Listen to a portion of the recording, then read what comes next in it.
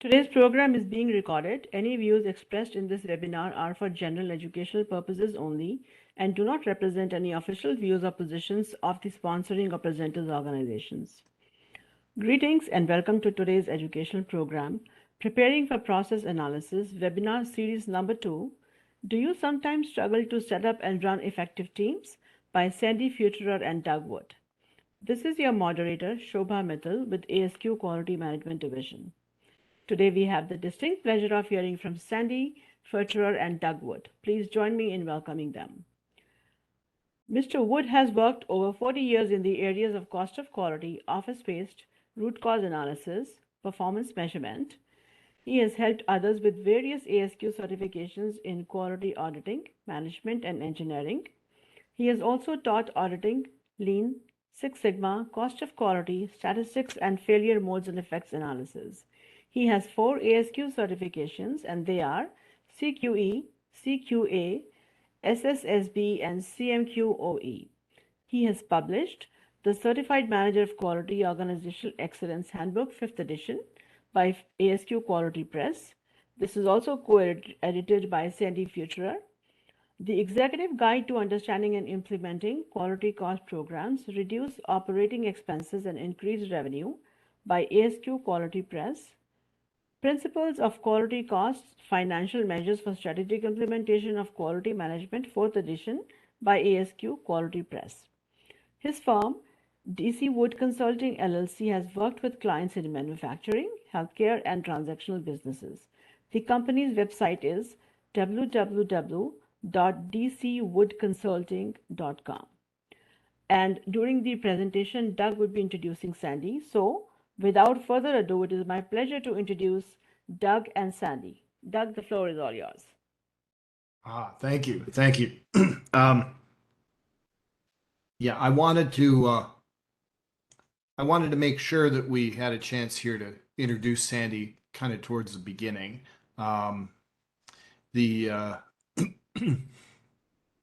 Sandy, oh, I'm sorry. It's not working. What is this with the computer? Okay, a little bit of hardware problem. All right, so we'll get started.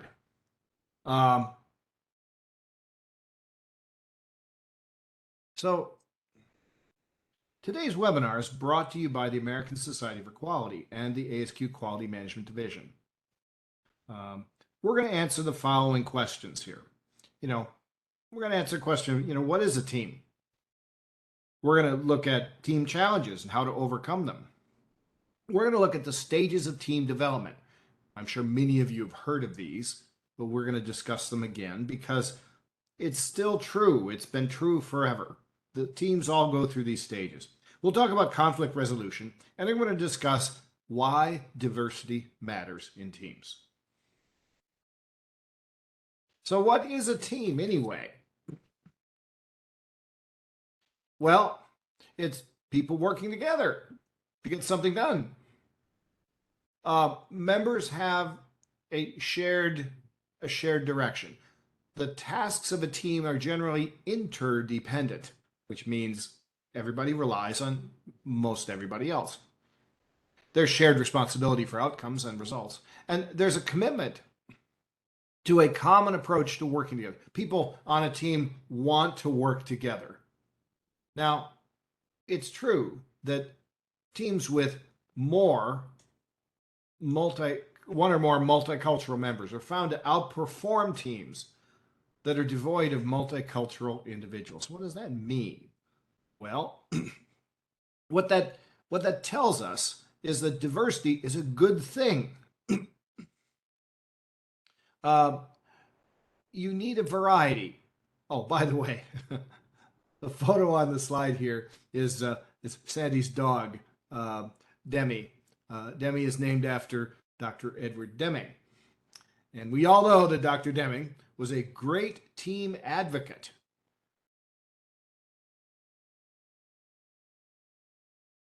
So, what is a team? So, Doug, did you want me to jump in? Yeah, jump in here, Sandy. Okay. All right. So, I'm going to jump in And so for any type of webinar, any type of training or education that I do, I always like to give the audience a chance to share their views as well. Doug talked about diversity and how important that is, and we'll talk a little bit more at the end of the presentation of why it's important and how it's important. But I see 137 wonderful names, wonderful people that have decided to maybe not have dinner with their family or kind of postpone that a little bit and learn a little bit more about teams. So obviously it's a great topic and people really want to understand it better. But I am sure that each and everyone on this webinar have had experiences with teams. So instead of saying, oh, what made it horrible and difficult and challenging, let's talk about thinking about the best team experience that you had. What made it the best team experience? So I want you to write into the chat, and we're going to watch the chat for a little bit. I don't know, can we actually share the chat, Doug or Shova? I don't know if we can. I know everybody can pull up your chat. I believe they have to bring it up. Each person can bring it up. That's something they have available to them.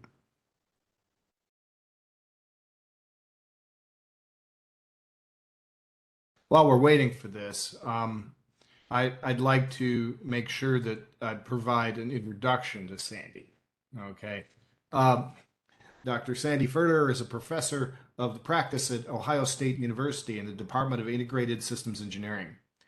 She's applied Lean Six Sigma, systems engineering, and engineering management tools in healthcare, banking, retail, higher education, and other service industries. And she's achieved the level of vice president in several banking institutions. She previously managed the Enterprise Performance Excellence Center in a healthcare system. Dr. Furterer received her PhD in industrial engineering with a specialization in quality engineering from the University of Central Florida in 2004. She received an MBA from Xavier University, a Bachelor and Master of Science in Industrial and Systems Engineering from Ohio State University. Dr. Furterer has over 25 years of experience in business process and quality improvements. She's an ASQ Certified Manager Quality / Organizational Excellence. She's a Certified Six Sigma Black Belt. She's also got a CQE and the ASQ CMQOE. She's an ASQ Fellow, and she's a Certified Six Sigma Master Black Belt. Dr. Furterer is an author or co-author of several academic journal articles, conference proceedings, and 9 reference textbooks on Lean Six Sigma, designed for Six Sigma, lean systems, and systems engineering, including being the co-editor of the CQIA handbook and the CMQOE handbook. She's also the editor.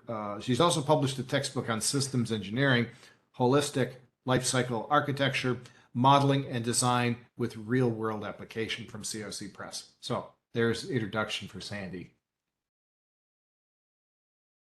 Okay. We're getting a few ideas in the chat. Go ahead and continue typing these in for a couple more minutes, but I've written a few of these down. I think there are already some really great ideas here. One of the first one was that they care about each other. I love that. And we're going to talk a little bit about the concept in a few minutes on psychological safety and feeling like you can share your ideas and you aren't afraid of being made fun of. And I really think it's because it's better with those teams that care about each other and have demonstrated that in their team interactions. I like this one, the shared sense of crisis. I think that is great. That one of the first elements in Cotter's change model is understanding the sense of urgency. So why is this important to us to be working on this team? That team purpose that was so important in the slide that Doug just covered. And then communication. That's something that can be really great when it's great, and it can be a struggle when it's not. So that seems to always come up on the student teams that I teach Lean Six Sigma and mentor them. It's getting communication right. And how do they do that? And it needs to be really thought about, and it needs to be written down into team ground rules or rules of engagement. Integration of ideas, definitely from the perspective of that diversity, but also being effective and efficient, making sure you're working on the right things on the team and making sure that you're doing it in a good way. Another one was just getting things done and having it be fun. I love that. We all want to, we work a lot, and especially when we're on teams. And this was an example of the section team, leadership team for one of the ASQ sections. You're volunteering and you want to have fun. You don't want it to be arduous. Respectful discussion, not just doing that kind of that group think where you just agree with everybody, but to be constructive and considerate. Respect, I love that.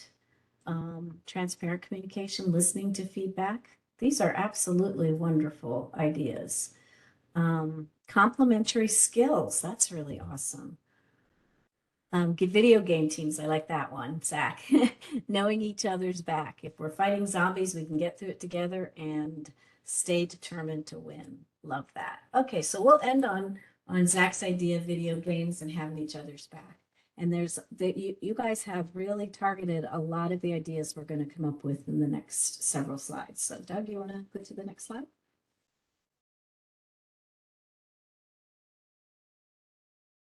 All right. So teams are really incredibly powerful. We see that, and I tell my students that all the time. You are never, ever, probably ever in your job going to work too much by yourself. You're going to have some time by yourself, but you're really going to be mostly working in teams of people in some way or another. And when you're not working in a team, you're probably working on some task to support that team. So really important. So they're very powerful. And why are they powerful? Some of the reasons are when we use them, we usually use them because we need a large number of people across a broad area of skills. Someone mentioned that. That was great. You need creativity. There's complexity. You don't want something, I think of the Nike type of task, just do it. If you can just do it, you don't need a team to do it. If you know the path is clear, you know how to solve the problem. But most of the problems that we work on with teams are complex. They're ambiguous. We may not understand the process. We may not even understand the problem. So it's important to get teams together. When fast learning is necessary, I like that one too. We've got to get up to speed quickly. We've got to understand the task on hand. When high commitment is desirable, if you don't have that kind of transparent communication, respect, security for each other, then you're not going to get that high commitment and it's just not going to work. Members need to have a stake in the outcome. That is so true. You really need to understand why you're on that team. A lot of times, and we'll talk about this in the team growth stages, a lot of times when people don't understand why they're there, why that person, that single individual is there on that team, or why other individuals on the team are there, then they start questioning everything about the team. So it's really important for people to understand that and have a stake in the outcome. And they're really important when no individual has that sufficient knowledge to solve the problem. Cross-disciplinary teams, cross-department teams, all very, very important. Okay, Doug? Oh, Doug didn't run away. Okay, great. We're not going to cover all of these, but when you get the slides, you'll be able to look at this. This was actually part of a longer team building workshop that I've given in the past. And it's important to know that there are a lot of needs for teams there on the left. And then there are also a lot of teams that can support what teams need.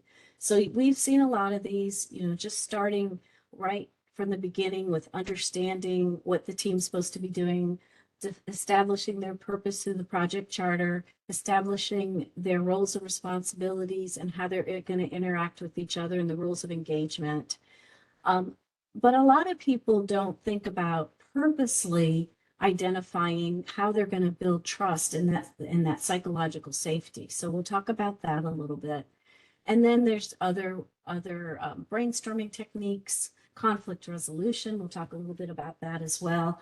And then the good project management tools that we kind of assume that's a given, but it can be very necessary, obviously, but also very difficult to do well. And then evaluating, how are we getting along on the team every so often? Not only how are we interacting in team meetings, but how are we getting along? Okay, so now we've switched over to the challenge. So now we can think about what are some of the challenges you might have faced on a team. So we'll give you a couple seconds to go ahead and put that into the chat.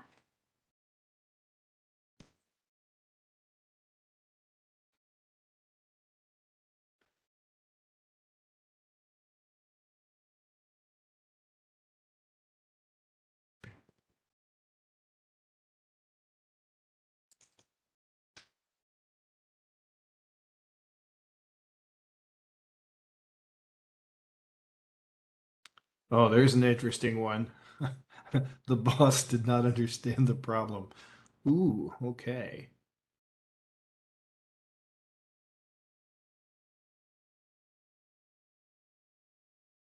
Okay, so just the opposite. Yep, lack of communication, definitely.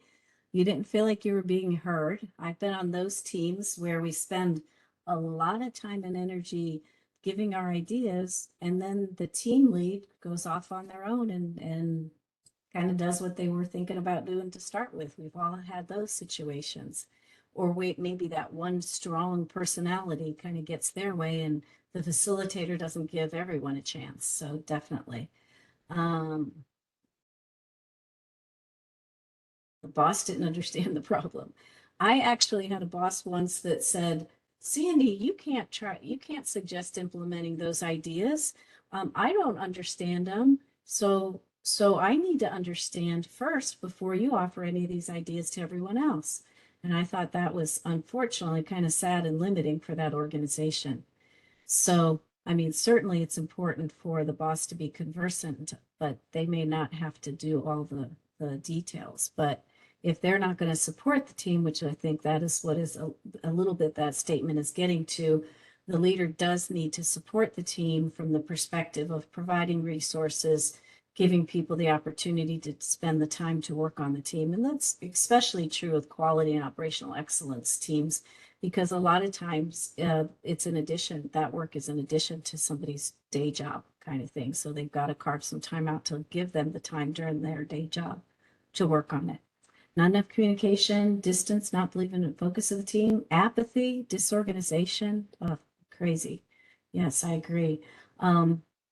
Some teams being from all over the world and sometimes difficult when English is not the first language, definitely. Oh, see how many more of these we have? Ego, lack of communication, scope of work, lack of integrity, honesty, assumptions and stereotypes with multicultural teams, not giving benefit of the doubt, ever famous lab group that only one or two people do all the work but extends into the workplace, not keeping yourself accountable, egocentrism, power, unwilling to hear different perspectives, too many managers, and transfer baggage of difficulties working with a person in the past and don't expect them to change or grow. I love that. And I love that, you know, kind of jumping to assumptions, especially when you have many cultures.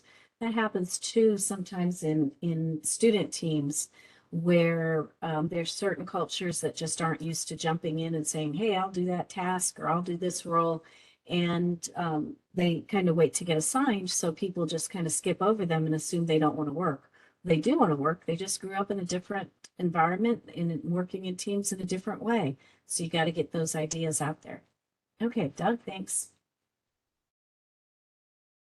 Those are great. Thank you. You guys could have written this, I guess. This is fantastic.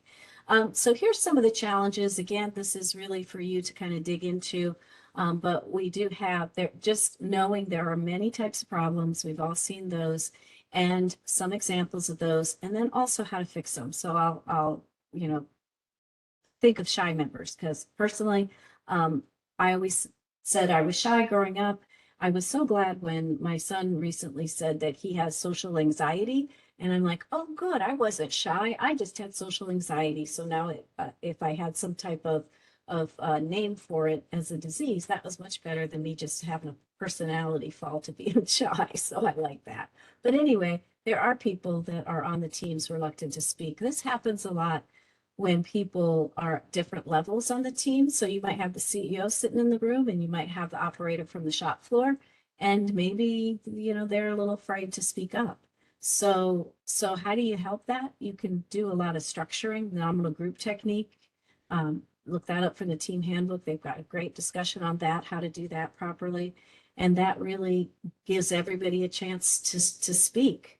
And so you can also, the facilitator, good facilitators are really important in teams where they're not worrying about the solution, they're worrying about the facilitating the interactions and pulling people into the conversation. So they can say, hey, Joe, what do you think of this? So it really gets people more comfortable. So we'll leave that, rest of that for your exploration.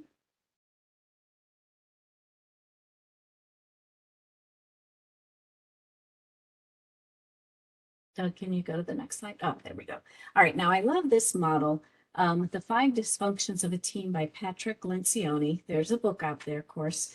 But I like it because it really gets to understanding what could go wrong in a team and kind of reversing it to say, okay, what is the foundation and what is the structure that I need in the team? So if you look at this pyramid, the very bottom there is the foundation. And if you don't have a good foundation, we know that it's just going to crumble. So the absence of trust, and we're going to talk a little bit more about trust next, but that's really critical, because if people are not comfortable and think that somebody's either going to run out of the room and tell people what they said in the meeting, or, criticize their ideas or make fun of them in any way, get them in trouble with their boss, whatever it is, then they're not going to be engaged in the team.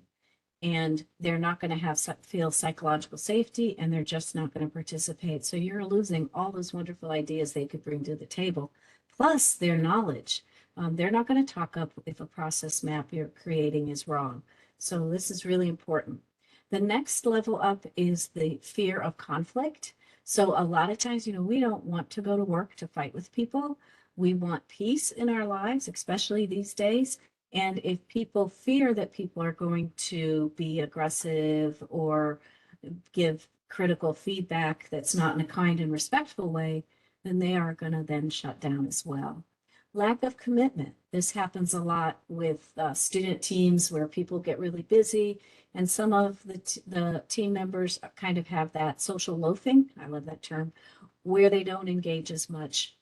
They don't do their share, they're late on excuse me, on assignments. And also that avoidance of accountability kind of goes into that as well. And then even if you get all of that right, you can still have poor quality of deliverables, inattention to results.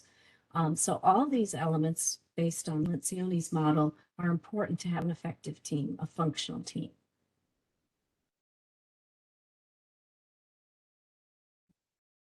All right, so this is the concept of psychological safety. There's a few slides on here, but basically the concept, and I had just heard this a couple of years ago. I love this concept though, and intuitively I think we all kind of know it, but to know that somebody actually studied this is really fascinating. So psychological safety is the belief that you won't be punished when you make a mistake. Isn't that important? Don't we see that for those of us who have raised children?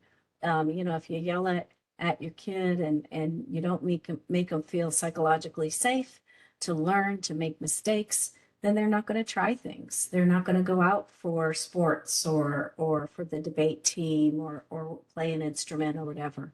So they really need to be comfortable that they can make mistakes, they can learn. And this is so true even as adults and teams, that we don't want people to make fun of us. We don't want people to think that we're not very bright by asking questions, by sharing our ideas, by sticking our neck out. So we definitely want to have that psychological safety because it helps people to be more open-minded, resilient, motivated, and persistent. And then that humor kicks in when we start, and Doug will relate this to this stage of performing. When people start joking with each other, they feel safe. That's a great way to tell that people are starting to feel safe. They start getting to know each other and joking with each other.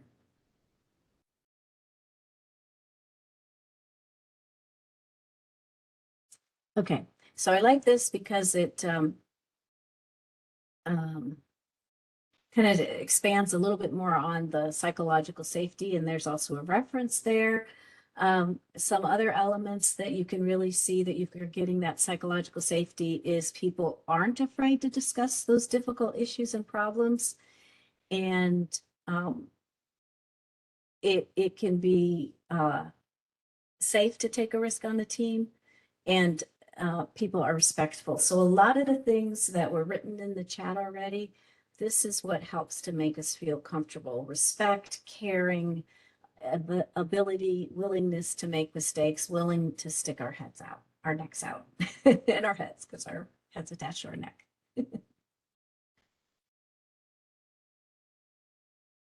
So some of the things to do to increase psychological safety, think of conflict as a collaborator, not an adversary. Kind of when they say that you should be looking at people's, behaviors, and it's kind of the same thing. So look at it as the positive about conflict. So try to understand. Usually, when people get into conflicts, or someone gets really adamant about an idea, or going down a certain path, doing things a certain way, it's because they're really passionate and they're really engaged in the purpose of the team and the team itself. So we really have to look at that as, well, okay, conflict, a little bit of conflict can be good as long as people are respectful, which you can always turn back to your ground rules and you almost always went on your ground rules that we're going to treat each other with respect, confidentiality. And so you can, if someone gets really out of hand, you can always turn back to that. You can always end a meeting. But most people, when they're getting excited and getting a little bit into the conflict, you really want to turn that around to say, okay, so how can we use this? How can we understand this idea? Don't forget to listen to that idea, evaluate that idea, help to understand that idea. And it's not a personal conflict. It's working for the good of the team. Speaking human to human, just that really understanding, getting to know that person. There's certain personalities that can rub us wrong, but if we really understand, hey, they're human, they go through the same things with their kids, or they've got this issue with their kid in college right now. Just speaking to them and getting to know them as human. I'm going to go over a real easy icebreaker that you can use to help you to get to know each other, to build that trust and psychological safety as well. Okay, so this here is the building trust example. We obviously don't have time to go through this, but I want you can probably take a picture of this, or just when we send this to you, you can see this. But this is great. One, because I use this all the time in my classes. One, because the students get to eat M&Ms and they love it. Who doesn't like M&Ms? I think I've only had one student refuse out of all the classes, hundreds of students that I've taught. And so what I do is I pass out bags of M&Ms, and then I have I say, okay, open your M&Ms and just take out one of your favorite color. And so you may eat as many as you like, but just save that one. And then I say that each person will tell a 2-minute story. And oh, I forgot to say, I put them into the teams that they're going to be working with for the semester on their project. And then I say that you're going to tell a 2-minute story about yourself as a way to get to know each other better. You'll have 2 minutes to prepare that story, and look at your M&M color, and you have to tell a true story about yourself along the following themes by color. So if your favorite M&M color was blue, you have to tell a story about something you were proud about. Believe it or not, people usually tell stories more easily when it was a failure, when they were scared or embarrassed, versus when they were proud or had a success or accomplishment. And sometimes the aspirations people are kind of shy to talk about as well. But these are really great because they share the stories with the team, and I'll kind of walk around and listen, and I just love the stories. And then I have the teams either volunteer one person on a team, or the team volunteers the best story that they heard, and then they share it with the entire class. And it really helps to get to know people human to human to get to know each other. So this is a really super way to get to have people start trusting each other, and it's about knowing each other. The one other one, even easier than this if you don't have a lot of time, is to have people pull up their phone and pull up, go through their pictures and pull up a recent picture that they took that means something to them, that is special to them, and show it to the other people and explain why. It's just beautiful. I mean, certainly mine would all be my 2 dogs and my 3 cats or my 3 kids. But oh, or my husband, I should say that. Sorry, Dan. And so, but it really, again, breaks down those barriers and helps us to see each other as humans. Now I think it is Doug's turn to jump in on the stages of team growth. Okay. So we've been getting some chat messages. We'll do some Q&A at the end, or we'll answer them later on. Right now, we're going to talk about the well-known stages of team growth. Okay, this has always been true for humans. Bruce Tuckman came up with this in 1965. His book or his paper, Developmental Sequence in Small Groups, in the Psychological Bulletin, covered this forming, storming, norming, and performing. These are predictable stages. But if you know what the stages are and you know how to approach them, you can avoid many of the pitfalls. The very first stage is forming. You know what this feels like. People are just kind of getting to know one another. They're exploring the boundaries of what's acceptable. They're testing to see if things are really going to work. They're proud of being chosen. They're excited. They're anticipating something. They're kind of tentative in terms of their acceptance, and there can be suspicion, fear, and anxiety. The behaviors are listed over on the right-hand side. And I think what's most important here is we need to consider, how does the team leader act when you're in a forming stage, okay? So the team leader is supposed to help them get to know each other. The team leader has to provide clear direction and purpose. Very often it is a directive kind of leading that we're seeking here, because the team isn't ready to do it themselves. But members need to be involved. They need to work with the leader in developing plans and roles. And this is going to build some cohesion around the team. So the team needs information. They need structure.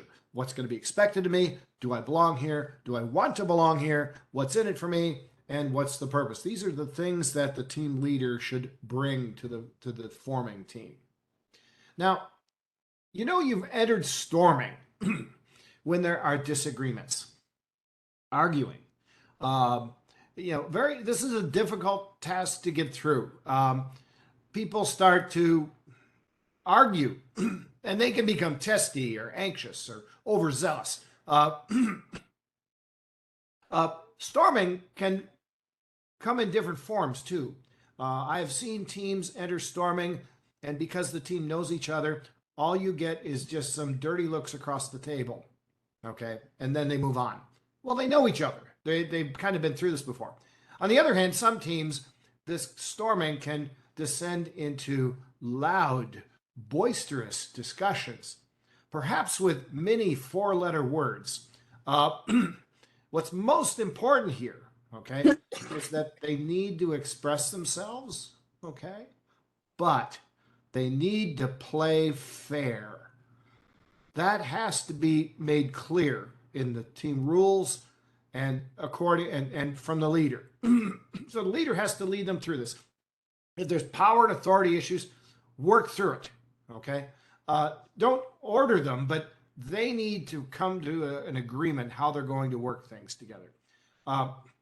You want the team to become more independent. You don't want to tell them what to do. So you want to encourage them to take on responsibilities, use your ground rules. And again, like I said, play fair, ensure equal opportunity to participate. Team members are seeking answers to who is in charge and will I have any influence here? Now, norming. is called this because the team is entering a normal mode of operation. You're past the storming phase and people start to really work together. There's a sense of cohesion amongst the team. There can be some laughing and some joking. They're confiding in each other. The emotional conflict level is reduced. They realize, oh, we're not going to drown in this. We're going to get through it. And you'll also start to hear people expressing criticism constructively and maintaining the team rules. Of course, we want them to do that all the way through. There can be a tendency to break the rules in storming, but that's again where the team leader has to make sure that everybody plays fair. At this point, the team leader needs to essentially back off a little. Make sure the team members' skills, knowledge, and experience are really in use. Just like in the beginning, the team leader was more directive. Here, the team leader has to back off a bit, encourage them to step in and work together. Help them answer these questions.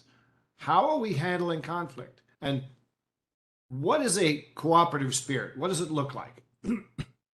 So this is where the team leader can kind of back off a little bit and let the team figure it out. Now, the performing stage, in many cases, has been called a high performance work team. And if you have ever been on a high performance work team, it never leaves you. You never forget it. Not all teams make it to this point. Sometimes the problem gets solved before the team has had a chance to build into this role. But when they are in a performing stage, everybody knows what to do. They're attached to the team, but they know their own thing. They're going to contribute as best they can. It says they can swim in concert with each other. They can work together smoothly, okay? And you get a lot of work done. So high-performing work teams, that's what these are. The leader here really needs to make sure the methods and procedures support cooperation, although much of that should be happening anyway. Sometimes the team struggles when they've identified a solution, they want to manage the change, and that's a different role, managing change. And so the leader can bring that to the table as well. The leader can advocate for the team with outsiders. See, that's a different role. Now the leader's not just looking at what's happening in the room, they're looking at what's happening outside the room. And they can monitor the progress and say, are we getting this done? So, stages of team growth vary. From team to team, these are going to be fast, they're going to be slow. If everybody knows each other, it's going to be quick. The stages build on each other, but the path isn't linear. Sometimes, if you throw a new person on a team, what you're going to see is they're going to go back to the forming stage again because they got to know who this person is and how they affect the whole structure. So you can cycle back and forth through these stages many times. You don't want to panic if you back off on the team. You're seeking independent individuals, but you also want them to work as a team, and that's the key here, looking through these stages. So, Sandy? Thank you, Doug. So we're going to talk a little bit about conflict and how we can deal with conflict and what's typically how people usually deal with conflict, and then what we can do to get through this conflict. So the conflict's a process that begins when one party perceives that another party has negatively affected or is about to negatively affect something that the first party cares about. So I think of this as that old saying, a tree falls in the woods and no one is there. No one is there to hear it. Does it make a sound? I think of that. So you can have a situation where you think somebody's in conflict, or an outside party might think they're in conflict, kind of what Doug mentioned as far as, glancing across the table, they know each other, it's no big deal. They know they didn't have that intent when they said it. Well, other people might not know that person that well, and they may perceive that there should have been a conflict, but the two people who are engaged in it don't. So there isn't one. So they really need to perceive it as a conflict. So that's really important to understand. So this is a great graphic showing from the organizational behavior book from Pearson. And it shows how there can be low levels of conflict and kind of the bell curve. You can have a very high level of conflict, and then and that'll happen kind of in the middle, medium. But then you can have some real high level of conflict that happens just infrequently. So there's conflict can be functional or dysfunctional. So the level of conflict for where that A arrow is a low or no conflict. And that's dysfunctional because people don't care enough to disagree. It's kind of either that group think where they all want to get along and they don't want to have conflict. I understand this. I grew up in a very conflict averse family. And so it was difficult sometimes to get the real issues out there because nobody wanted to have that conflict. So that's not healthy either. That's in the dysfunctional side. And the performance will be low for those types of situations because nobody's really sharing, nobody's giving ideas and really performing. The optimal is in the middle of the curve. It's a functional type of conflict where you might be self-critical, you come up with good viable ideas, and you have innovation. But sometimes it's not comfortable, but that's okay. You get through those. And your unit performance tends to be high. The other times your unit performance can be low is when there just is way too much conflict and it's completely dysfunctional. We've probably all seen those teams where it just seems like no matter what, we can't get through that conflict. It's disruptive, it's uncomfortable, it's chaotic, it's uncooperative. Usually the people who are causing all the conflict don't realize it. It's all the other people, the bystanders that are watching it. So you can have three types of conflict. Task conflict that's related to the work. So this could happen if you relate it back to the Lencioni model, where they talked about you might not have attention to detail. So you might have conflict related to the goals or the tasks. You might have relationship conflict, and I think this is probably the most common, especially early on, especially in the norming or the storming phases. You can have a lot more conflict, and it's really interpersonal relationships. It could be because somebody's feels competitive. They're from different departments. There's competition between departments. There might be competition for resources, and that could come out in conflicts between people and relationships. And then there's also process conflict of how work gets done. People disagree on that, but I think the relationship conflict is somewhat the most difficult because it's the warm and fuzzy or the not very warm and not very fuzzy. So that's the most difficult area there. So what are some of the ways that we can address this? So we'll look at the first stage, where this is where people understand the potential opposition or incompatibility. And you might have certain communication styles or ways of communication. The structure could lead to some of the conflict. The personal variables, definitely personalities can too. So again, you have that perceived conflict and or felt conflict.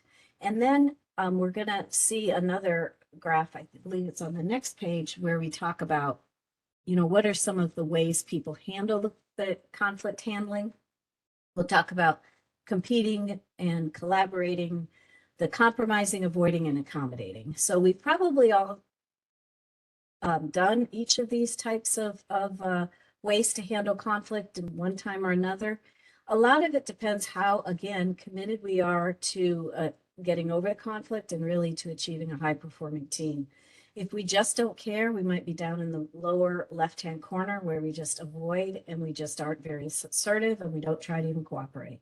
So that's not good at all because you're not getting anywhere. You're not moving out of that quadrant. Another area that is very uncomfortable is going up the graph in the very highly assertive and competing area. And again, that's not very good because you've got people, and it kind of showing those two arrows button heads together, and that's not going to be helpful. And then you move over to the compromising, and we usually think, oh, compromising, that's good. We always say, married people have to learn to compromise. And that's great, except that it might not be what's best ultimately for the team, because if you just kind of, okay, you want what you want, I want what I want, we'll just kind of go in the middle, it might not be the best solution. It might not be the best way to handle it. And then the accommodating can be very cooperative down in the right-hand corner. But it's still a very assertive type of way. It helps you to cooperate, you get things done, but again, it might not be the best solution. You really want to get to that collaborating. You really want to get past issues with conflict and get to more of a collaborating environment.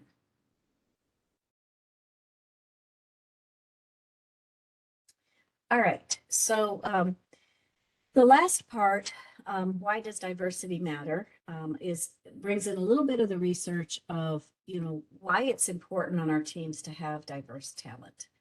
So there was a McKinsey study a few years ago, and it correlated diversity and financial performance. And it showed that companies who were in the top quartile for gender diversity were also 15% more likely to have financial returns that were above their national industry median. So the reason this is important, obviously, is because this is what speaks to leaders in the C-suite, right? They want to make money. So there's a direct correlation, again, not maybe causation, but correlation for companies that they saw. They also saw that for those that were in the top quartile for racial and ethnic diversity were 35% more likely to have better financial returns than the industry median. So they also found that companies that commit to diverse leadership are more successful, and they're better able to win top talent because it usually creates a culture where that is very accepting. It usually improves the customer orientation. We always have heard happier employees, happier customers as well. The employee satisfaction helps with better decisions. We get better ideas. We can be more innovative and definitely get that competitive advantage.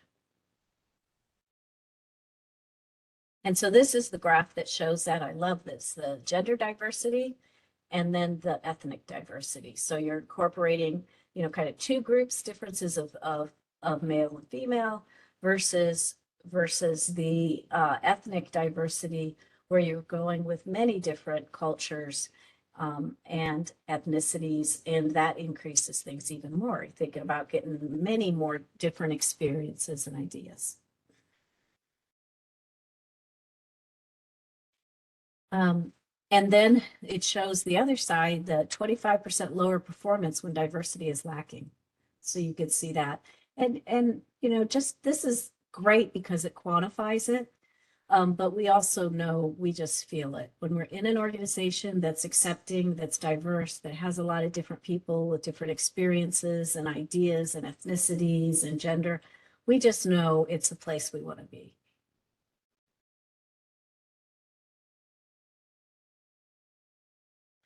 All right, well, that is what we have today. We didn't do poorly on time. There's the references. Mhm. There you go. Yep. So if you want a copy of these slides as PDFs, you'll have our email addresses after the talk. It'll come in an email to you afterward, and you can request a copy. We'll send it to you. Here is our contact information. If you want to write it down, my email is long and clunky. Sandy's is a little bit shorter, but you may email either one of us, and we will get you either answers to your questions, or we'll also be able to provide you with any slides that you might want to see. Now, we do have upcoming events, coming events. The series continues in September 21st on basic 7 quality tools. Now, this is going to be how tools combine. That's a little different. Okay, we're talking about how one tool leads into another. The number 4 in the series is in December. We're going to skip a little bit of time here. Give us a chance to, recover. And then we'll talk about data collection and data integrity. So that'll be the pre-Christmas webinar we'll be doing. There's another one, though, in between. On the 27th of September, Gautam Sengupta is going to talk about evolving quality technology tools for growth of the small and medium enterprise sector in the post-COVID pandemic period.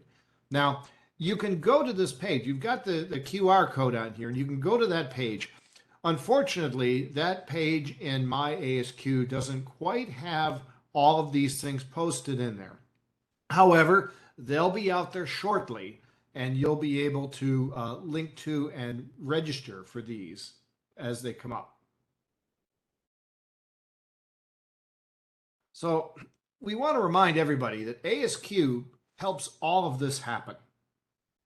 With individual and organizational members around the world, ASQ has a reputation and reach to bring together the diverse quality champions who are transforming the world's corporations. So we'd like all of you to remember, become a member if you're not a member of ASQ. It's really a good deal. It's a great return on investment.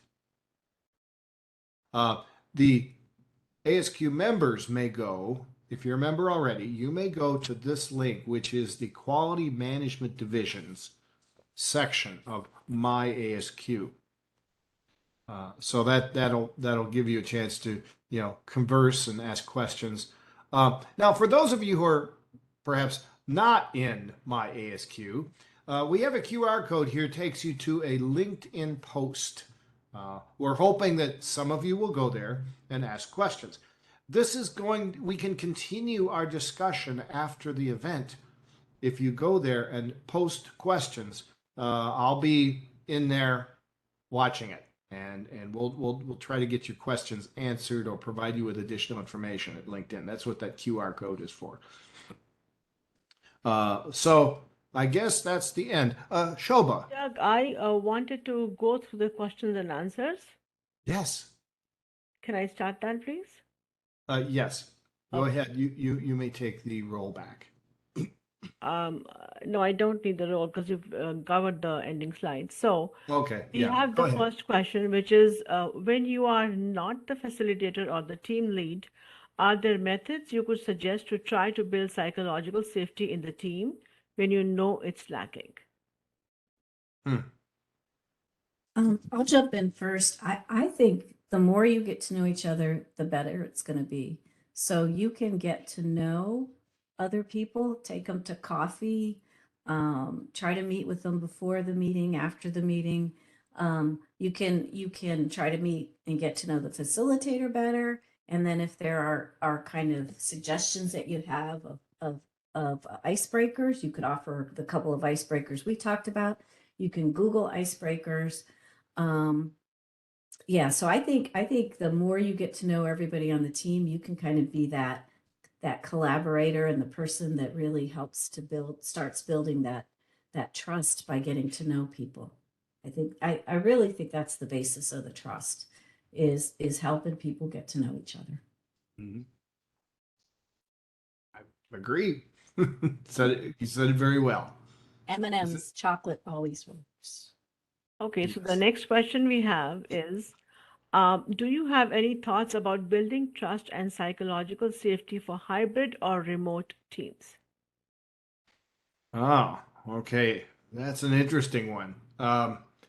Well, the trust and safety begins when you know each other. Okay, and that's one of the challenges of a hybrid or remote team is it's hard to get to know each other. One thing I can suggest people do, if you want, you can work your team together by doing some kind of an online game. Okay, working your team in a virtual world and practice doing some sort of a game that's not work related. Another thing you can do is, as Sandy said, you can encourage people on the virtual team to share stories. Um, do some, the M&M trick is great because that gives people like a framework to think about. But the if you can hear stories about people, they become very real to you now. Sandy? Yeah, and I would just add in, like this semester, I've got 165 students on one of my sections and about 112 on another. So I know I can't necessarily get to know everyone, although I give them a few extra points if they come to office hours once during the semester. So, but putting students into breakouts, having them introduce themselves to each other, I always have a bio format that they fill out. They can introduce each other, and then they work together on problems in the breakouts. So you can kind of do that equivalent on a team as far as putting people in breakouts to get to know each other in smaller groups, 2 or 3 people, and then bring people back, keep mixing that up across the different meetings. Maybe just spend 2 minutes and have people get into groups, into breakouts online and share what they did over the weekend or something like that, or what they plan to do over the weekend or something they're proud of that happened this past week, that kind of stuff. So, anything where you just stop and try to connect to the human, I think is really important. So we'll take just one quick question and then, we'll end for the night. So what do you think organization can do to support teams? I know a lot of companies are currently dealing with the great resignation and labor shortages. I would say giving time to teams. I've seen, I've done a lot of Lean Six Sigma projects, and what is really difficult with teams is when they have to do their day job and then they, have to put in the midnight oil, or because they've been on a team or something like that. So I think giving teams the ability to take the time to really work on the team and spend the time to get the job done. And then I also think supporting those teams, getting the right resources, and having sessions like this.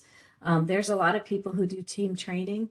Bring some people in. I'm amazed at a number of my students who they are thrown into teams from day one in college, and I ask them, okay, how many of you before you got to my Lean Six Sigma course in the third or fourth year had anything on teams to help you learn how to be better team members? And mostly none of them. So get training on teams, on dealing with conflict, helping to get that psychological safety and trust and all of that. So that involves when you have a turnover of staff and you have a whole new group of people. It is essential to allow them time to get to know each other. Uh, in today's world, everybody wants to move fast. We want our answers quick. We need to move right along. And if you're coming from an organization where everybody knew one another and they worked together a long time and they were a great high performance team, and then you throw a bunch of new people in there, recognize that the performance is going to drop until the team reforms. And so allow that time for the team to reform. Of course, the other things we talked about, psychological safety and ensuring people play fair. That's another important thing. I'll just make a quick mention here about, different generations. Do get involved in this. This is not a talk on generations. We did one of those a couple months ago. But I think it's important to remember that while different generations approach things in a different way, it's not bad, it's diverse. Okay. And it is not true that diversity is summarized by the phrase, the longer you work here, diverse it gets. That's not true. That's not diversity. Thank you. And there's a great example that Ira gave on some different ways to get to know each other too. I love that in the chat. Oh, Ira, in the chat. Yes, that's wonderful. Yeah. Right. Go ahead, Doug. He said a fun way to break the ice He said his team would do a fun Fridays. Each person would choose a theme for the week, and then it would be a dress up, and they could bring people's personality and icebreakers to talk more about each other. So that was Ira's contribution. Thank you, Ira. Well, I want to thank you both, Doug and Sandy, for a great presentation, and also to everyone who attended the webinar. Thank you so much, and it's time now to end the program tonight. Goodbye. Thank you. Thank you all.